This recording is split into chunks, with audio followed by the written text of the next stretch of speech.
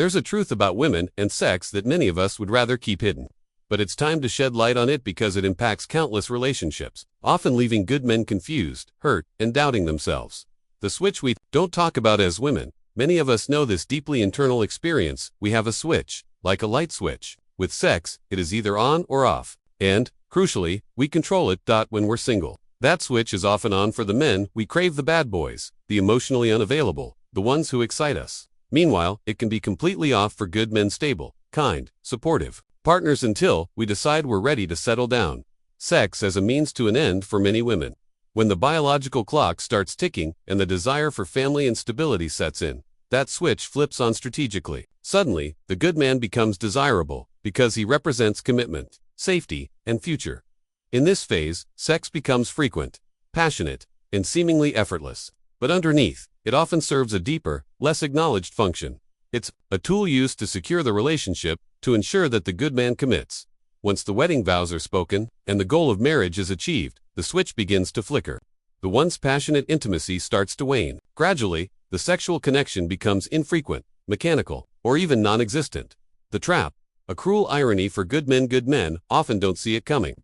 They believe the passion they experienced during dating and engagement was authentic and enduring, but after marriage, they're left wondering, what happened? Did I do something wrong? Why did the passion disappear? My mentor once explained this using the penny jar analogy. If you put a penny in a jar every time you had sex, before marriage, and then took one out each time after, you'd never empty the jar. It's a sobering metaphor, but for many, it feels painfully accurate. When the switch turns off once the woman has him, that switch often goes off. We start building emotional walls.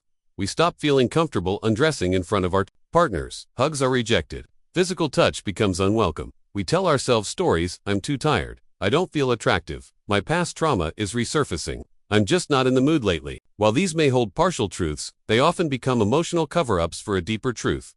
We no longer feel sexually drawn to our partner because the switch is off.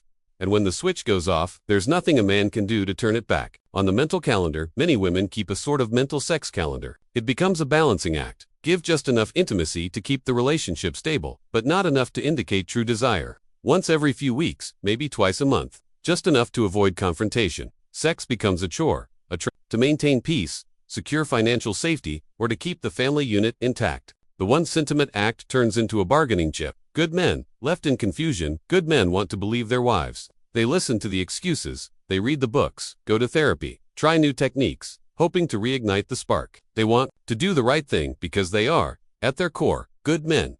But no matter what they do, it's never enough. The problem isn't their effort. It's that the switch was turned off and it's not in their power to turn it back on. Women say, you're not doing it right, or I've changed and need something different now. But it becomes a maze of changing rules and unreachable goals. And so begins the cycle. Confusion, resentment, guilt, blame until many men feel emotionally abandoned in their own marriage. A hard truth for women. Here's what we as women must confront. This is our issue. The man we married, the one we once desired, didn't change. We did. We got what we wanted. The switch flipped off. The passion faded not because of who he is, but because of what we felt we no longer needed. This is not about blaming women. This is about taking radical self-responsibility. If we want to change the dynamic, if we want to heal the emotional and physical disconnect, we must first acknowledge our own role. What can be done? The solution doesn't lie in more books, more techniques, or asking your husband to do more. It begins with looking inward, healing what's disconnected, and learning to reconnect with our own sexual agency, not as manipulation, but as authentic expression. Good men, listen carefully. If her switch is off, it's not your fault. You didn't fail. You didn't stop being desirable. You didn't change. This is her journey to reclaim, and it begins when she decides to turn that switch back on, not out of obligation, but out of genuine connection.